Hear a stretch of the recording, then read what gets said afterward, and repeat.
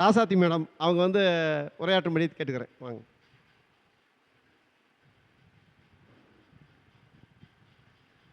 அதாவது ஜோதிடத்தில் ரொம்ப ஆர்வம் உள்ளவங்க. அதாவது இப்போ தான் பேசிகிட்டு இருக்கும்போது சொன்னாங்க, 20 வருஷ ஆண்டுகாலமாக நான் ஜோதிடத்தை அதாவது இறைவனுக்கு கொடுத்த கிஃப்ட் மாதிரி எனக்கு நான் ஃபாலோ பண்ணிகிட்டு இருக்கிறேன். இறைவன் கொடுத்த கிஃப்ட்டுன்னு சொல்லலாம் அப்படின்னு சொன்னாங்க. அது உண்மையாலுமே அது ஒரு கிஃப்ட்டு தான் எல்லாத்துக்குமே. உண்மையில்னு சொன்னால் முன்னையெல்லாம் வந்து ஜென்ஸுக்கு தான் ஜோதிடம் அப்படின்னு பயணிச்சுட்டு இருந்தாங்க. இன்றைக்கி வந்து லேடிஸும் பயணிக்கிறதுக்கு ஒரு பிரபஞ்சம் வாய்ப்பு கொடுத்துருக்குன்னா கண்டிப்பாக, அதாவது 2024 தான் வாய்ப்பு கொடுத்துச்சு. சொல்லப்போனால் 2024 வருஷம் தான் ஏகப்பட்ட லேடிஸுங்களும் ஜென்ஸுகளும் ஜோதிடத்தில் நிறைய பேர் உள்ளே வந்தாங்க. சரிங்களா? அப்போது ஏன் 2024 வந்தாங்க அப்படின்னு பார்த்தீங்கன்னா, 2024ங்கிறது 8 குட் நம்பர். சரிங்களா? அப்போ 8 தான் ஜோதிடம்னு நான் சொல்லியிருக்கிறேன். அதாவது ஆயக்கலை 64 8வது கலை தான் ஜோதிடக்கலை அப்படிங்கிற அடிப்படையில் இப்போ ஜோதிடத்தில் நிறைய பேர், நிறைய கருத்தரங்கள், நிறைய ஜோதிடர்கள் நிறைய உருவாகிட்டாங்க. நிறைய யூடியூப்புகள் எல்லாமே. இப்போ நாங்களே 3 சேனல் நடத்துகிறோம். 3 சேனலுமே ஜோதிட சேனல் தான். ஜோதிட கருத்தை மட்டும் போடுறோம், வேறு எந்த கருத்தும் போடுறதில்ல.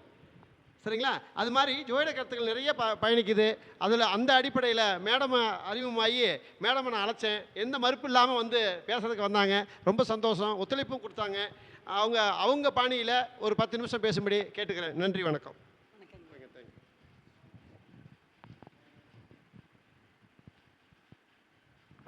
வாழ்க வளமுடன். திருச்சிற்றம்பலம். வணக்கம். இந்த மாலை நேரத்தில் அகத்தியர் ஜோதிட அறக்கட்டளையில் பயணித்து கொண்டிருக்கும் நிர்வாகிகள் அனைவருக்கும், எனது முன்னே அமர்ந்திருக்கும் ஜோதிட ஆசான்கள் பெரியோர்கள் அனைவருக்கும் வாழ்த்துக்களையும் வணக்கங்களையும் கூறிக்கொண்டு, திருச்செந்தூர் முருகப்பெருமான் பாதம் பணிந்து, எனக்கு கற்றுக் கொடுத்த குருமார்கள் பாதம் பணிந்து, ஆயக்கலை 64 கலைகளில் 7வது கலை தூயக்கலை ஜோதிடக்கலை.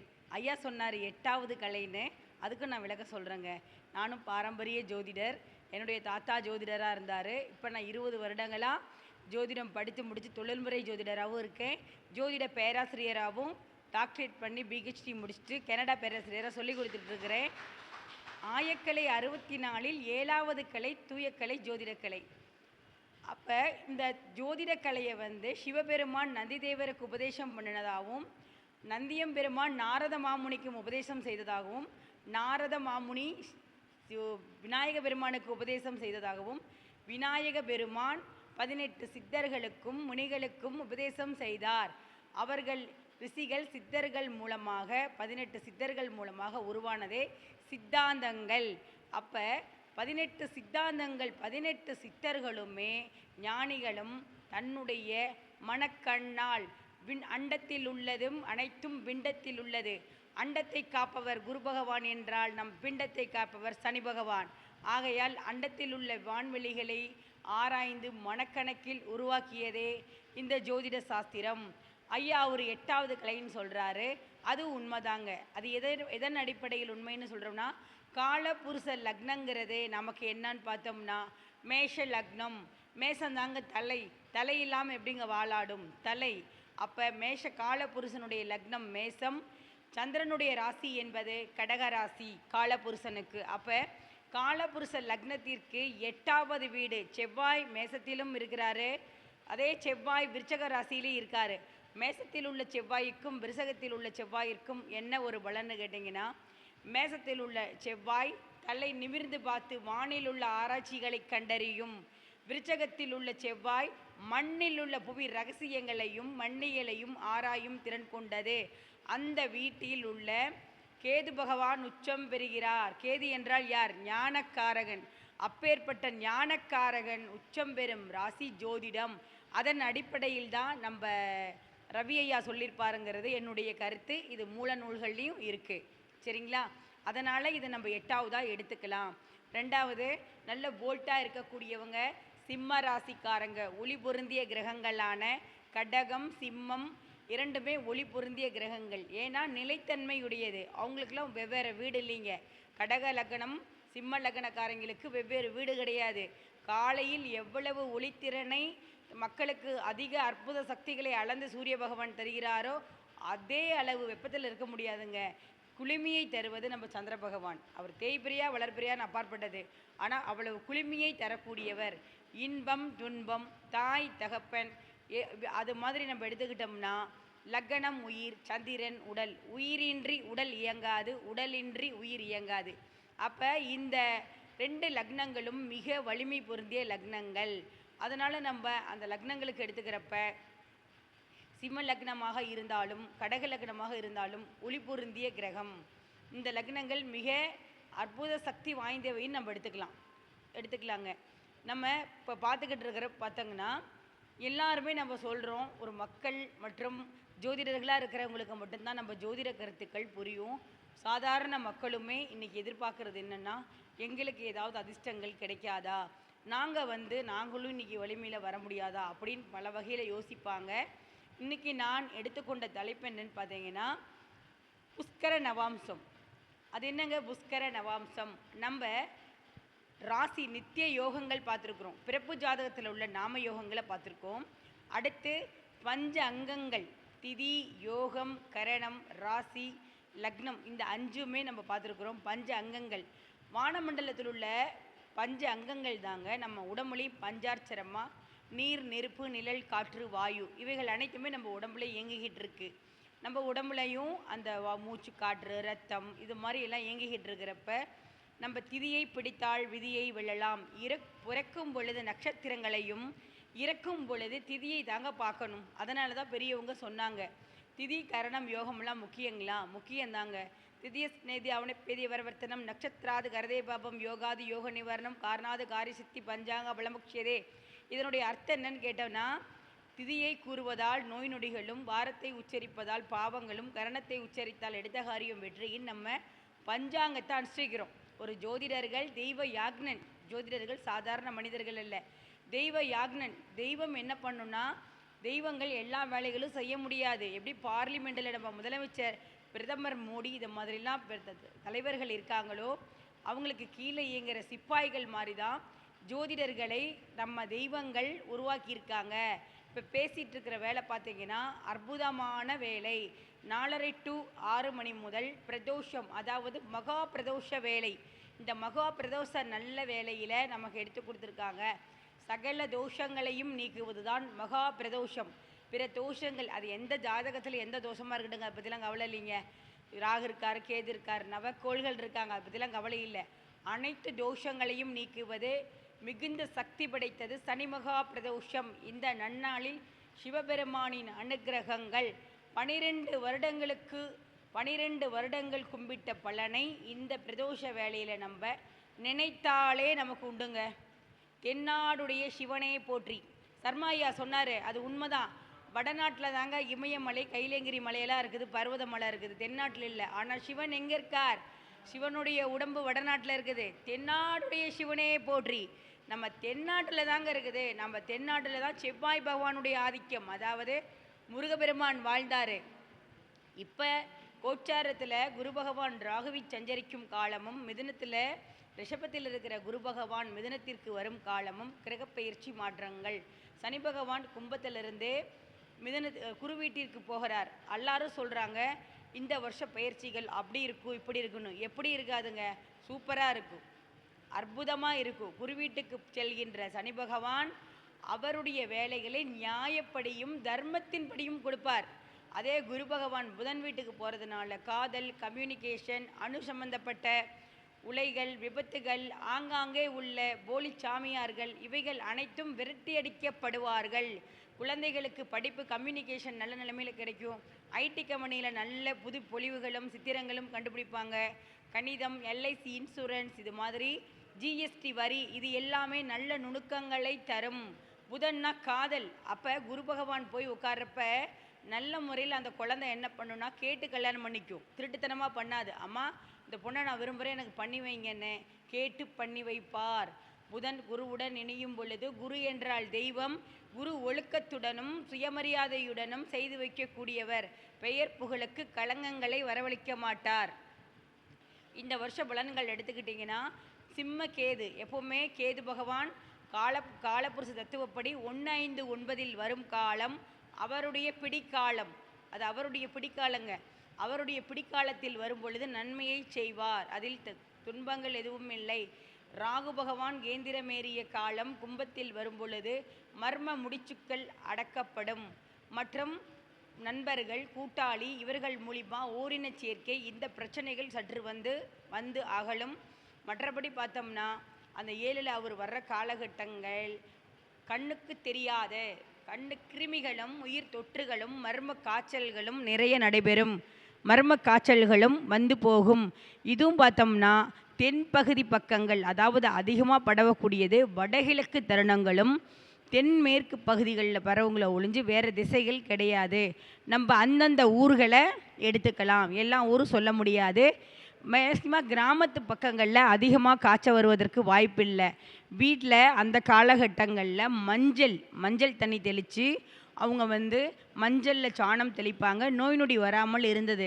இன்றைக்கி நம்ம தண்ணி கூட தெளிக்கிறது இல்லைங்க. அதனால் வீட்டில் டெய்லி மஞ்சள் தண்ணி தெளித்து வைக்கிறது, எலுமிச்சங்கனிகள் அருந்து வைக்கிறது, இதெல்லாம் செய்கிறப்ப விஷக்கிருமிகளின் தொற்றிலிருந்து காக்கப்படலாம். கண்டிப்பாக இந்த வருஷத்தை நம்ம காத்துக்கலாம்.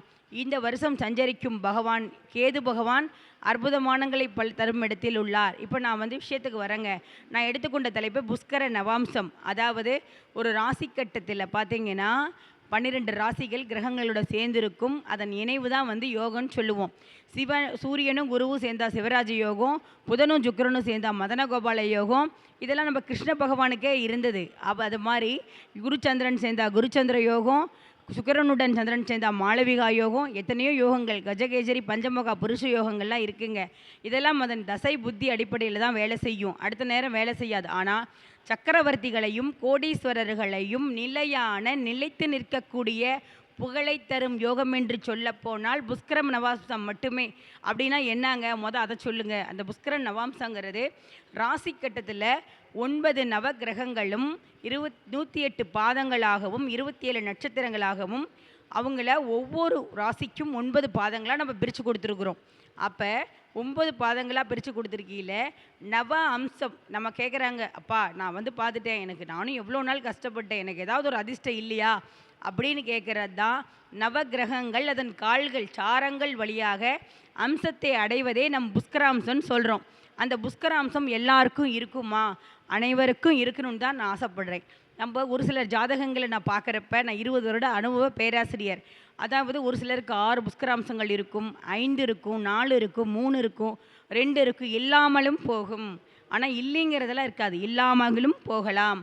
அப்போ இந்த புஷ்கர நவாம்சம்னா என்னங்கிறப்ப ஒரு கேந்திரம் ஒரு திரிகோணத்தை இணைக்கக்கூடிய ஒரு ஒப்பற்ற சக்தி.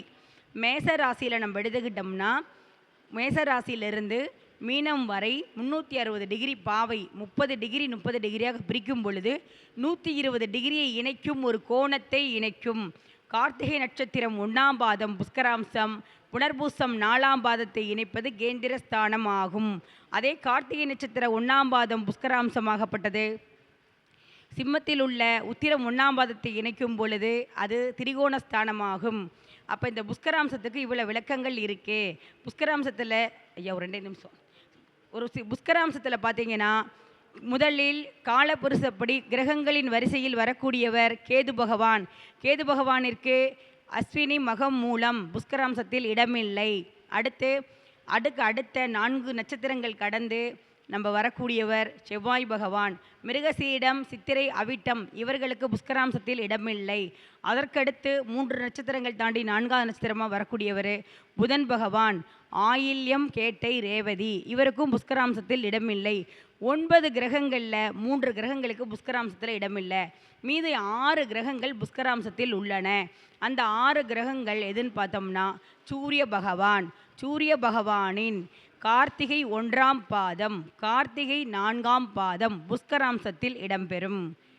அடுத்து சந்திர பகவானின் 2ஆம் பாதம் ரோஹிணி ஹஸ்தம் திருவோணம் 2ஆம் பாதம் புஷ்கராம்சத்தில் இடம்பெறும். அடுத்து சந்திரன் அடுத்தது சூரிய பகவானின் 1ஆம் பாதம் 4ஆம் பாதம் புஷ்கராம்சத்தில் இடம்பெறும். கார்த்திகை உத்திரம் உத்திராடம் 1 4ஆம் பாதங்கள் புஷ்கராம்சத்தில் இடம்பெறும்.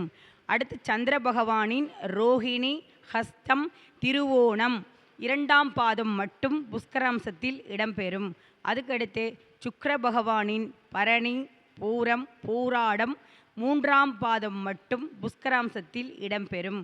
அடுத்து குரு பகவானின் புனர்பூசம் விஷாகம், பூரட்டாதி 2ஆம் பாதமும் 4ஆம் பாதமும் புஷ்கராம்சத்தில் இடம்பெறும். ராகு பகவானின் 4ஆம் பாதம் திருவாதிரை, சுவாதி, சதயம் இந்த 4ஆம் பாதம் மட்டும் புஷ்கராம்சத்தில் இடம்பெறும். சனி பகவானின் பூசம், அனுசம், உத்திரட்டாதி 2ஆம் பாதம் மட்டும் புஷ்கராம்சத்தில் இடம்பெறும்.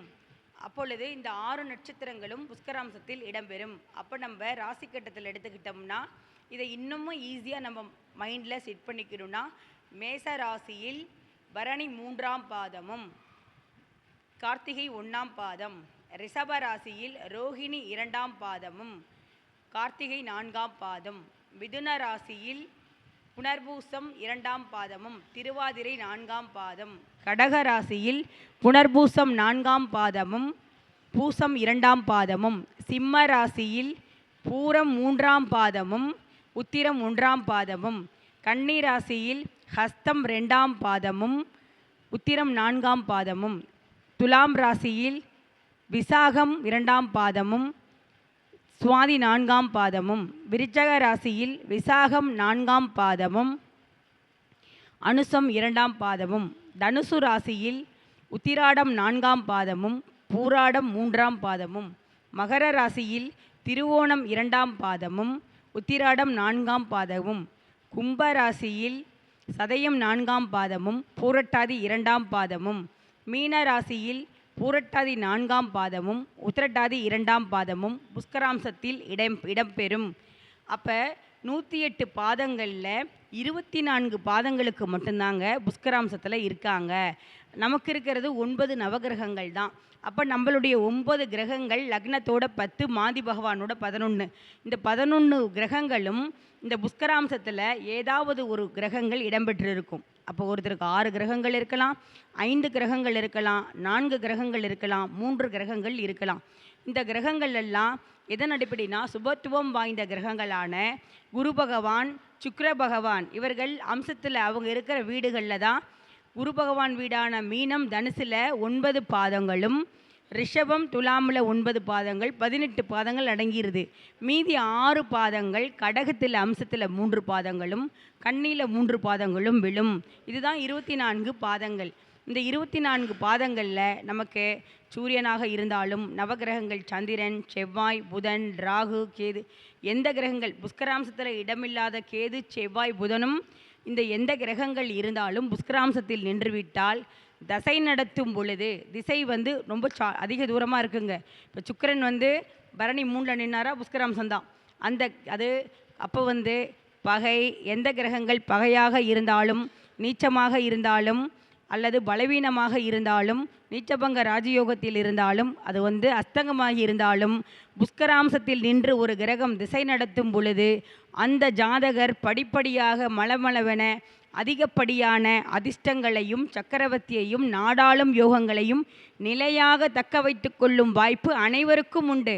அனைவர் ஜாதகத்தில் அதிர்ஷ்டம் இருக்குதுங்க. அப்போ அதிர்ஷ்டத்தை தேடி எடுத்தால் தாங்க எந்த நாள் முதல் எந்த நாள் வரை எனக்கு அதிர்ஷ்டம் கிடைக்கும்னா அவங்கவுங்க தசா புத்தியில் இந்த புஷ்கராம்சங்கள் அமைந்து திசை நடத்தும் பொழுது கண்டிப்பாக அதிர்ஷ்டம் உண்டுங்க. நிறைய பணங்களையும் பொருள்களையும் கோடீஸ்வர யோகங்களையும் விபரீத ராஜ யோகங்களையும் ஏற்படுத்தி தருவார். இதில் துளியேனும் மையமில்லை.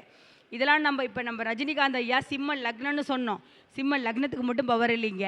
சிம்ம லக்னத்தில் பரணி பூரம் 3ஆம் பாதத்தில் புஷ்கராம்சத்தில் இடம்பெற்றிருந்ததுனால தான் இவ்வளோ வளர்ச்சி. அடுத்த ஒரு ராசி எடுத்துக்கிட்டோம்னாலும் திருவோண நட்சத்திரம் 2ஆம் பாதம், அது அபிஜித் முகூர்த்த நட்சத்திரம்னு சொல்லலாம். அபிஜித் நட்சத்திரம் என்பது உத்திரம் 3, 4ஆம் பாதங்களும் திருவோணம் 1, 2. அப்போ இந்த 2வது திருவோண நட்சத்திரம் படிப்படியான வளர்ச்சிகளை எட்டக்கூடியது. அவங்க எங்கே இருந்தாலும் எப்படி மேலே மிகப்பெரிய கோடீஸ்வரர் இடத்துக்கு வந்துடுவாங்க. அப்போ அவருடைய லக்னமும் வேலை செய்து சந்திரனும் வேலை செஞ்சதுனால தான், மகம் 2ல் புஷ்கராம்சத்தில் இருந்ததுனால தான் இன்றைக்கி மிகப்பெரிய ஒரு டாப் ரசிகராகவும் மக்கள் மனதில் ஆன்மீக துறையிலும் நல்ல சிறப்பாக இயங்கக்கூடிய மாமனிதராக இருக்கின்றார். மனிதர் வேறு, மாமனிதர் வேறு. பணம் மட்டும் சம்பாரித்தா வாழ்க்கை இல்லைங்க. புகழையும் ஆன்மீகத்தையும் அறிவியலுடன் ஒப்பிட்டு வாழும் வாழ்க்கை மிக சிறந்த வாழ்க்கைன்னு சொல்லலாம். எளிமையான தோற்றத்தை உடையவர் அப்படிங்கிறத நம்ம எடுத்துக்கலாம். அப்போ இந்த புஷ்கராம்சம் நமக்கு பார்த்திங்கன்னா இவ்வளவு நன்மைகளை செய்கின்றது. லக்னம் இருந்ததுனாலும், லக்னாதிபதி இருந்தாலும், லக்னம் விதி, லக்னாதிபதி சந்திரன் மதி, லக்னாதிபதி சூரியன் பார்த்தோம்னா கதி, யாராவது ஒருவர் இருந்தாலும் எல்லாத்துக்குமே அந்த 24 பாதங்கள் 9 கிரகங்களுக்குள்ள கண்டிப்பாக இருக்கும். அந்த திசை நடத்தும் பொழுது சகல சம்பத்துக்களும் யோகங்களும் கண்டிப்பாக தருவார். சரிங்க, எனக்கு ஒன்று கூட இல்லை, அப்போ ஒன்றுமே இல்லைன்னு இருக்கிறப்ப திசைநாதன் இல்லாமல், திசைநாதனை 9ஆக பிரித்தால் புத்திநாதன், புத்திநாதனை 9ஆக பிரித்தால் அந்திரநாதன், அந்திரநாதனை 9ஆக பிரித்தால் சூட்சமநாதன், சூட்சமநாதனை 9ஆக பிரித்தால் பிராணன், பிராணனை 9ஆக பிரித்தால் வாய்மம். அப்போ திசா புத்தியை 9ஆக பிரிக்கிறப்ப அந்த புத்திநாதன் வேலை செய்வார். அந்த குறிப்பிட்ட காலங்கள் சனி திசை புஷ்கராம்சத்தில் இருந்தால் 19 வருஷம் வேலை செய்யலினாலும் அவர் சுய புத்தி சுயசாரம் 3 வருஷம் 3 மாதம் 3 நாள் வேலை செய்வார் புத்தியில் இருந்தால். அதை நம்ம ஜோதிடர்களால் உறக்க சொல்ல முடியும். ஒருவர் எதிர் உட்கார்றாருன்னா அவரை சிரிக்க வச்சு அனுப்பணுங்க, பாசிட்டிவாக சொல்லணுங்க. எவ்வளோ கஷ்டமாக இருக்கட்டுங்க, பிரபஞ்சம் நமக்கு உதவி செய்யுங்க. எவ்வளவு கஷ்டமாக இருந்தாலும் இந்த பிரபஞ்சம் நமக்கு கண்டிப்பாக உதவி செய்யும். நவ கிரகங்களும் 33 தேவர்களும் சகல பேருமே நமக்கு உதவி பண்ணுவாங்க. அஷ்டதிக்கு பாலகர்களும் நமக்கு நன்மை செய்வாங்க. நம்ம ஜோதிடர்கள் அது தெய்வ யாக்கன்னு சொன்னோம், தெய்வம் நம்மளை கருவியாக பயன்படுத்துது. அவங்களுக்கு நல்ல பாசிட்டிவாக சொல்லணுங்க. இன்றைக்கி வரைக்கும் என்னுடைய ஆஃபீஸ்க்கு வந்தவங்க யாருமே அழுதுட்டு போனதாக வரலாறே இல்லை, சிரிச்சிட்டு போயிருக்காங்க. வந்தால் எந்திரிக்க மாட்டாங்க. அது என்ன காரணம்னு இதாங்க, பாசிட்டிவ் வைப்ரேஷன். பாசிட்டிவாக சொல்கிற பொழுது என்னுடைய வாக்கு பலிதமாகும். நான் வணங்கும் திருச்செந்தூர் முருகன் எனக்கு வாக்கு பலிதத்தை கொடுத்துருக்கார். நம்ம சொல்கிறவங்க எல்லாம் இன்றைக்கி பிரபஞ்ச பேராற்றலோட மிகப்பெரிய கோடீஸ்வரங்களாக இருக்கக்கூடியவங்க தான். மிகப்பெரிய அதுக்கு காரணம் அந்த முருகனுடைய அருளும் இந்த ஜோதிட கலையினுடைய ஆர்வமும் சொல்லலாம். அதை நான் எந்த துறையிலையும் எனக்கு என்ன மனசுக்கு தோணுதோ, என்ன நவகிரகங்கள் உதிக்கிறாங்களோ அதை தெளிவாக எடுத்து சொல்லணுங்கிறதுல இருந்து மாறமாட்டேன். பொய் திருட்டுங்கிறது பிடிக்காது, மாறமாட்டேன். அப்போ அந்த புஷ்கராம்ச கிரகங்கள் பார்த்திங்கன்னா வழிநடத்தும் பொழுது அருமையாக வழிநடத்துகிறார்கள். எல்லாத்துக்கும் அந்த அந்தரம் புத்தி சூட்சமநாதன்னாலும் கண்டிப்பாக வழி நடத்துவார். அப்போ நமக்கு இல்லைனாலும் நம்மளுடைய குழந்தைங்களுக்கு இருந்தாலும் அவங்களுக்கும் அந்த திசை புத்தி நடக்கிற காலங்களில் மிகுந்த நன்மையை தருவார்கள். அதனால் எல்லார் ஜாதகத்திலும் கண்டிப்பாக அதிர்ஷ்டங்கள், நிலைத்து நிற்கக்கூடிய அதிர்ஷ்டங்கள் புஷ்கராம்சங்கள் மட்டுமே.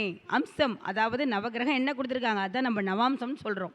எத்தனையோ அம்சங்கள் இருக்குது. D3 அதாவது D6 சாட்சியா பூப்தியாவதி 60 அம்சங்கள் இருக்குது.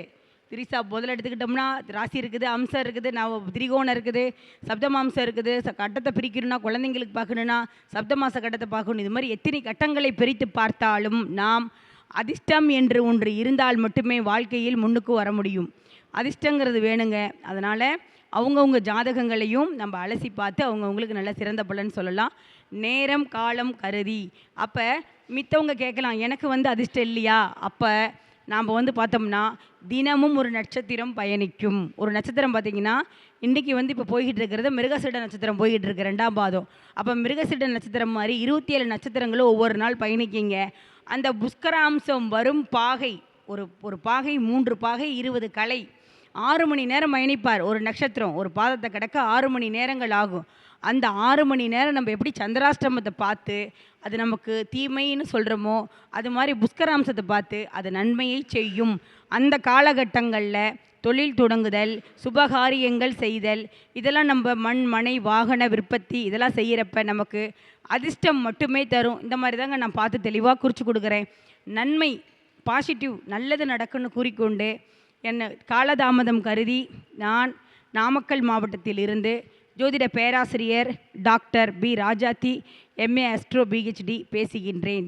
தொடர்புக்கு செல் நம்பர் 9790640171. நேரம் காலம் கருதி எனக்கு வாய்ப்பளித்த அகத்தியர் ஜோதிட அறக்கட்டளை ஐயா ரவி ஐயா ஆசிரியர் அவர்களுக்கு வாழ்த்துக்களையும் வணக்கங்களையும் மீண்டும் ஒரு முறை கூறிக்கொண்டு விடைபெறுகிறேன். வாழ்க பாரதம், வளர்க ஜோதிடக்கலை. இந்த பிறந்துள்ள புத்தாண்டு அனைத்து கிரக பயிற்சிகளும் 12 ராசிக்காரர்களுக்கும் நன்மையே நன்மையே நடக்கும் என கூறிக்கொண்டு வாழ்த்தி விடைபெறுகிறேன். வாழ்க பாரதம், வளர்க ஜோதிடர்களின் கலை.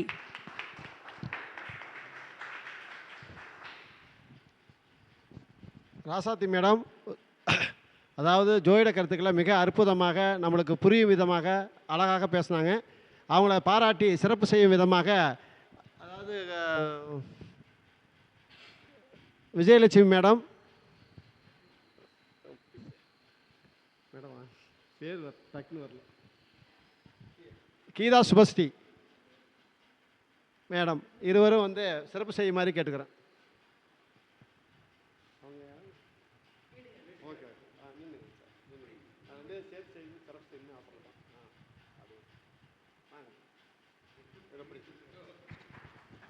வாழ்க வளமுடன். இப்பொழுது மகா பிரதோஷ வேளையில் சிவனில்லையேல் சக்தி இல்லை, சக்தி இல்லையேல் சிவமில்லை என்ற அடிப்படையில் ஒரு ஆணின் வெற்றிக்கு பின் ஒரு பெண் இருக்கின்றார் என்பதையும், ஒரு பெண்ணின் வெற்றிக்கு பின் ஒரு ஆண் எனது கணவர் இருக்கின்றார் என்பதையும் நினைவூட்டும் அர்த்தநாரீஸ்வரர் ரூபமாக நம்ம அகத்தியர் அறக்கட்டளை சார்பாக ஐயா அவர்கள் நன்றி தெரிவித்ததை மிகவும் பணிவன்புடன் வேண்டிக் கொள்கிறேன். வாழ்க வளமுடன். அவர்களுடைய புகழ் ஆன்லைன் ஆஸ்ட்ரோ கரூர் டிவி பல்லாண்டு 16 ஐஸ்வர்யங்களும் பெற்று உலகெங்கிலும் மிக பெயர் புகழுடன் நிலைத்து செல்ல போகிறது என்பதில் துளியேனும் ஐயமில்லை. வாழ்க வளமுடன். வாழ்க பாரதம். வளர்க ஜோதிடக்கலை. தேங்க்யூ.